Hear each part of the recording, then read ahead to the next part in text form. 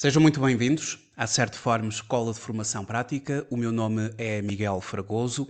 Eu sou economista conselheiro, contabilista certificado e formador nas áreas da contabilidade, fiscalidade, finanças empresariais e gestão de negócios. Neste vídeo vou esclarecer, dentro do possível, como é que a autoridade tributária faz os cálculos do nosso IRS. Ou seja, todos nós que enviamos a nossa declaração modelo 3 e respectivos anexos em função das categorias de rendimentos, recebemos a demonstração de liquidação da autoridade tributária, onde vêm lá os cálculos realizados, as deduções feitas e aquilo que eventualmente vamos receber de IRS ou pagar. E neste vídeo eu vou mostrar um caso prático onde vou exemplificar os cálculos feitos pela autoridade tributária para que consigamos entender como é que funciona este mecanismo de cálculo do IRS.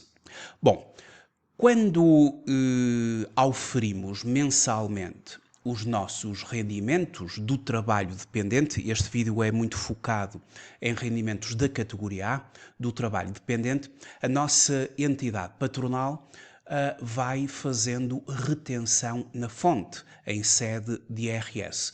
Ou seja, retém uma quantia de imposto e pelo mecanismo da substituição tributária, entrega mensalmente esse valor ao fisco, à autoridade tributária.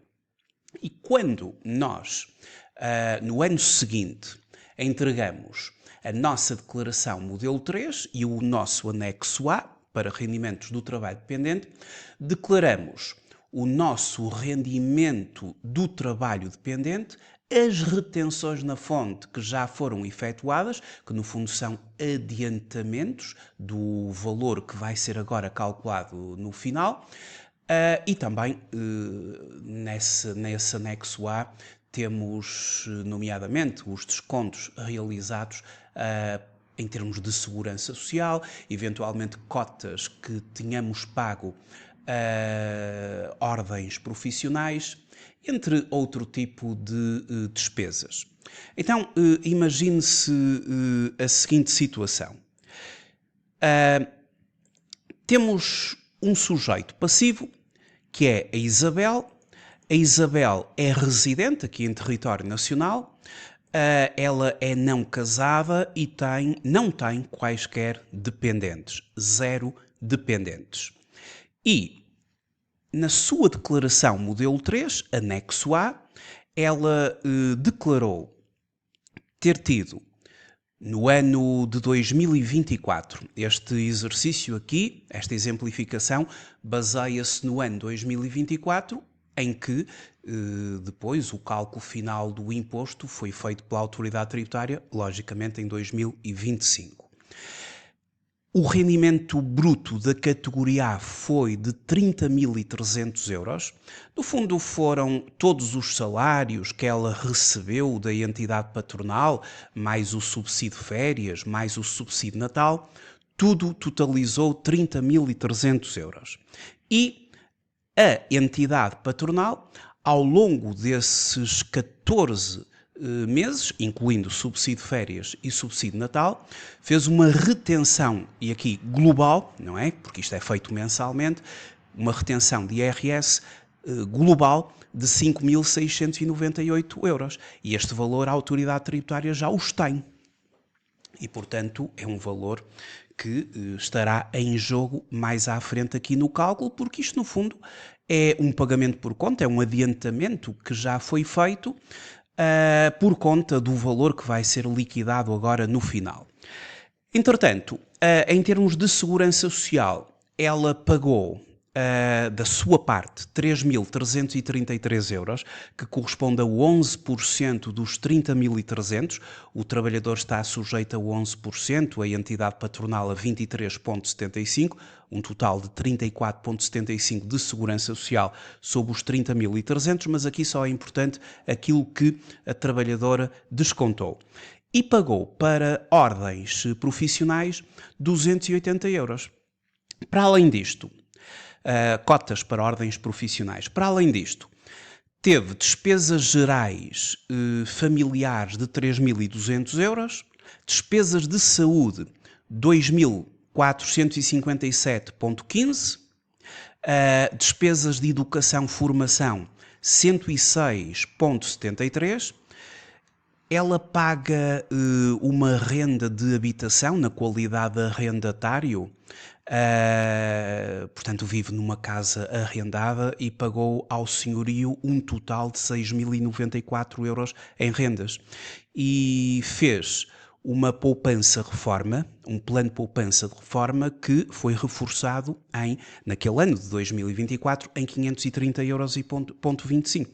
E portanto estes são os dados todos desta trabalhadora dependente, com rendimentos exclusivamente da categoria A, que vai estar aqui em jogo para fazermos o cálculo.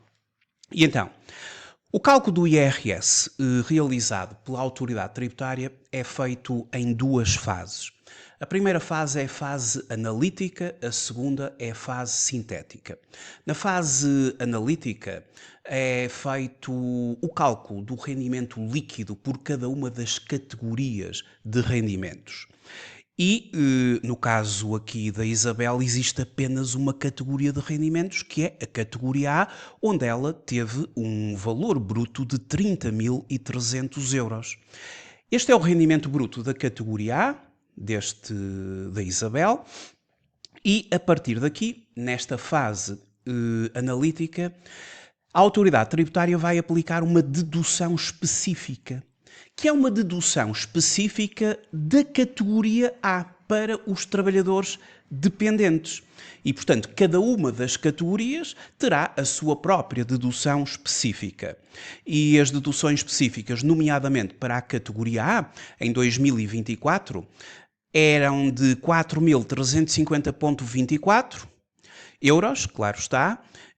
Se eventualmente as contribuições obrigatórias para regimes de proteção social, a segurança social, nomeadamente, fosse superior a este valor, prevalece o maior entre os dois.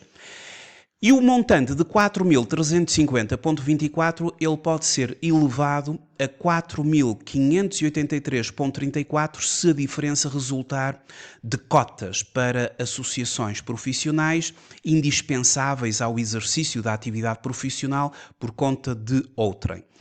E isso foi o que aconteceu no caso da Isabel. A Isabel tem como ponto de partida uma dedução específica na categoria A de 4.350,24. Atenção que em 2025, para o ano, não é? Quando se entregar em 2026, essa dedução específica vai passar para 4.462,15. Isto corresponde a 8,54 vezes o indexante dos apoios sociais, e o indexante dos apoios sociais vai atualizando ano após ano. A este valor, as finanças somaram a cota para a ordem profissional que ela pagou, somando dá 4.630,24, mas o patamar máximo, o limite máximo da dedução específica, já contemplando a cota para a ordem profissional, corresponde a 75% vezes 12 vezes o indexante dos apoios sociais, 4.583,34. Para o ano, quando se entregar em 2026 os rendimentos de 2025, este valor passa para 4.702,50, porque o novo IAS de 2025 é 522,5, está bem? E 75% vezes 12 vezes 522,5 será 4.702,50, mas em 2024 foi 4.583,34, onde para aqui a dedução limite, e é esta a dedução que o fisco considera. Então, na demonstração de liquidação do IRS, tudo começa com o rendimento global de 30.300. Temos a dedução específica já explicada, de 4.583,34, e a diferença entre o rendimento global e a dedução específica é o chamado rendimento coletável, 25.716,66. Seguidamente, nesta fase em que temos um rendimento coletável, e estamos aqui a falar de uma pessoa não casada que, logicamente, entregou a sua declaração de forma autónoma, este rendimento coletável, ele agora vai ser objeto de um quociente familiar, em que vai ser dividido por 1, precisamente pelo facto de ela ser não casada. No caso dos casados em união de facto, se entregarem a declaração separadamente, e é essa a regra, também se aplica 1, se entregarem em conjunto é uma possibilidade, é uma opção, então o quociente familiar é 2 e o fisco divide o rendimento coletável por 2. Aqui, logicamente, como estamos perante um sujeito passivo único, o fisco utiliza o quociente familiar de 1 e, dividindo o valor por 1, dá os mesmos 25.716,66 e este valor vai ser aquele que vai ser enquadrado agora na tabela prática do IRS que a autoridade tributária considera. E como o rendimento está enquadrado aqui neste limite de 21.321 até 27.146, aplica-se uma taxa de IRS de 32%, com uma parcela a abater de 2.895,61. Estas taxas serão atualizadas no próximo ano e teremos ali as próximas taxas que se aplicarão em 2025 em relação aos rendimentos de 2026. Mas para já, eles aplicaram, logicamente, aquelas que eu aqui estou a demonstrar face ao enquadramento do rendimento coletável, é toda esta linha que foi aplicada. Então, a autoridade tributária aplica 32%, esta é a tal taxa já final, não é? Multiplicando o rendimento coletável pelos 32%, temos 8.229,33 e vamos usufruir, depois disto, da parcela a abater, que também está identificada aqui na tabela e que é de 2.895,61. A coleta total é a importância apurada, os 8.229,33, menos a parcela a abater, os 2.895,61. E multiplica-se por 1 esta diferença, o que resulta em 5.333,72. Multiplica-se por 1 porque o quociente familiar foi 1. Se tivesse sido 2, se ela fosse casada e tivesse declarado em conjunto, aplicar-se-ia 2, não é? Multiplicar-se-ia por 2. Seguidamente temos as deduções à coleta. E, portanto, nós já estamos agora numa fase sintética, onde a autoridade tributária, na fase sintética do imposto, tínhamos a fase analítica, com os rendimentos líquidos das diversas categorias, e agora estamos já numa fase sintética, onde já estamos na fase sintética e vamos agora aplicar as deduções à coleta que estão relacionadas com as despesas que ela realizou ao longo do ano. E ela teve aqui uma série de despesas. E a autoridade tributária, relativamente às despesas gerais, despesas de saúde, despesas de educação, formação, rendas de habitação permanente, o plano de poupança-reforma, aplica percentagens e limites para cada tipo de despesa. Por exemplo, estando agora nas despesas gerais familiares, ela tem direito a uma dedução de 35% de 3.200 euros com um limite de 250 euros. Claro que ficará no limite de 250 euros. Depois, nas despesas de saúde, ela tem direito a 15% até ao limite global de 1.000 euros. Portanto, 15% de 2.457,15 dá 368,57, isto fica aquém dos 1.000 euros de limite, é este o valor a considerar. Depois temos as despesas de educação, formação, deduzem 30% até ao limite global de 800 euros, 30% ali da despesa de educação de 106,73 prefaz 32,02. Temos os encargos com imóveis, a renda, não é? Que ela pagou 6.094 ao senhorio, tem direito a deduzir 15% até ao limite de 600 euros, portanto esbarra ali no limite, considera-se o limite. Depois temos o plano de poupança-reforma, e aqui no caso do plano de poupança-reforma, a dedução é de 20%, mas os limites dos planos de poupança-reforma têm a ver com as idades. Portanto, 20% do valor aplicado com limite de 400 euros para idade inferior a 35 anos, 20% do valor aplicado com limite de 350 quando a idade está compreendida entre os 35 e os 50 anos, e 20% do valor aplicado com limite de 300 euros quando a idade é superior a 50 anos. A verdade é que a Isabel tem 51 anos e, consequentemente, o limite para ela seria de 300 euros. Mas também esse limite aqui não funciona, porque 20% do plano de poupança-reforma, do valor reforçado de 530,25, fica aquém do limite, são 106,05, portanto é este o valor que vai ser considerado de dedução. E depois temos aqui uma outra rúbrica que é a dedução do IVA suportado. Existem determinadas despesas que o sujeito passivo incorre durante o ano que, ao pedir fatura, colocando obviamente o seu número de identificação fiscal na fatura, vai ter a possibilidade da autoridade tributária deduzir como dedução à coleta 15% do imposto que suportou nessas despesas, nomeadamente na manutenção e reparação de veículos automóveis e motociclos, alojamento, restauração e similares, nos salões de cabeleireiro e institutos de beleza, no ensino desportivo e recreativo, atividades dos clubes desportivos, atividades de ginásio e fitness, atividades veterinárias e medicamentos de uso veterinário.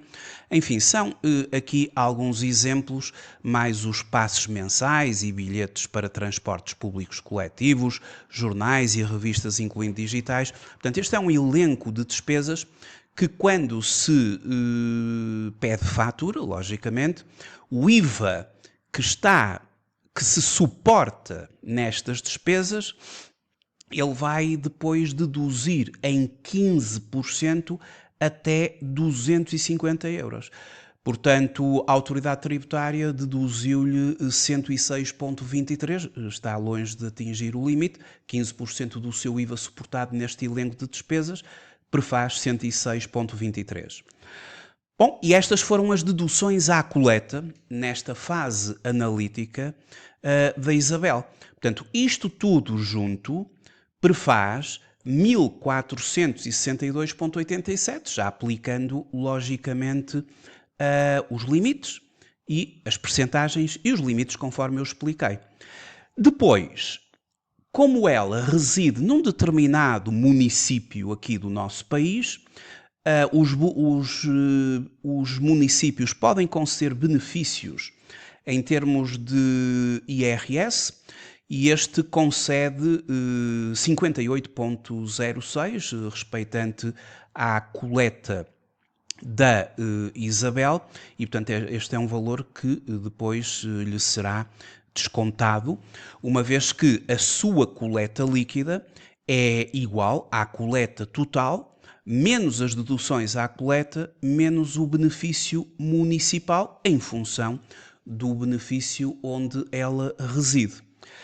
Então, fazendo o valor da coleta total, 5.333,72, subtraindo o total das deduções à coleta de 1.462,87 e considerando também a subtração do benefício que o município concedeu, de 58,06, a sua coleta líquida é de 3.812,79. Este é o valor que a Isabel teria de entregar ao fisco agora, se não tivessem existido as retenções na fonte ao longo do ano. E é para isto que existem as retenções na fonte.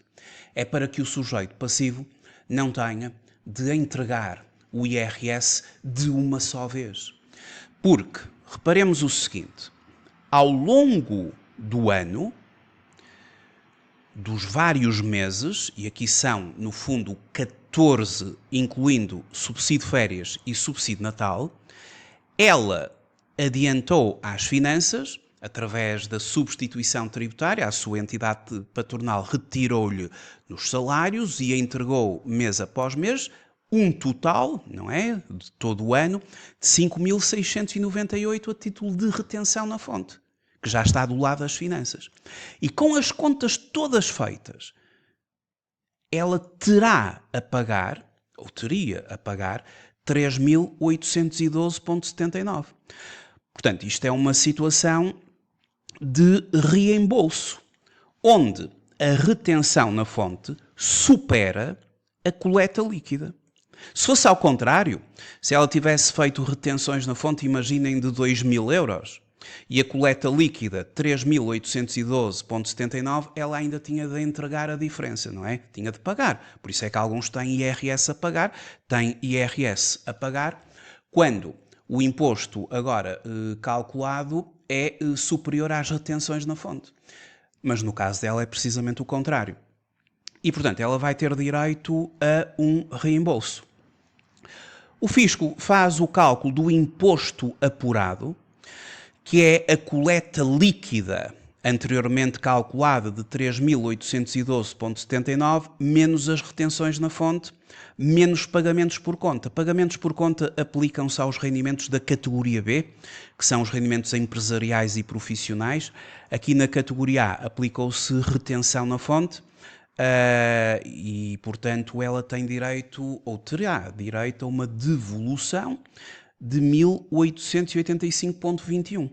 Quando eventualmente existe uma demora pela restituição do imposto, o fisco calcula juros de retenção poupança e, portanto, aqui eles calcularam 2,69 que terão de ser devolvidos e aquilo que ela realmente vai receber é 1.887,90. Valor a receber, valor a reembolsar. Qual é a sua taxa efetiva de IRS? Que o fisco também coloca lá na demonstração de liquidação. Uma coisa é a taxa nominal. Portanto, a taxa nominal tem a ver com estas taxas. Portanto, para ela foi de 32%. São as taxas que decorrem da norma, da lei. Outra coisa é a taxa efetiva. A taxa efetiva é calculada dividindo o valor da coleta líquida, 3.812,79, pelo rendimento coletável, que está ali em cima, de 25.716,66. E, portanto, a taxa efetiva de IRS é de 14,83. Inicialmente, a taxa nominal era de 32%, com uma parcela a abater de 2.895,61. Mas como ela teve direito a essa parcela a abater, por causa do escalonamento das taxas, e depois todas estas verbas de deduções à coleta, efetivamente, a sua taxa efetiva acaba por ser de 14,83%. Portanto, se fizéssemos o rendimento coletável vezes 14,83%, tínhamos a tal coleta líquida. A verdade é que ficou assim demonstrado a importância das retenções na fonte.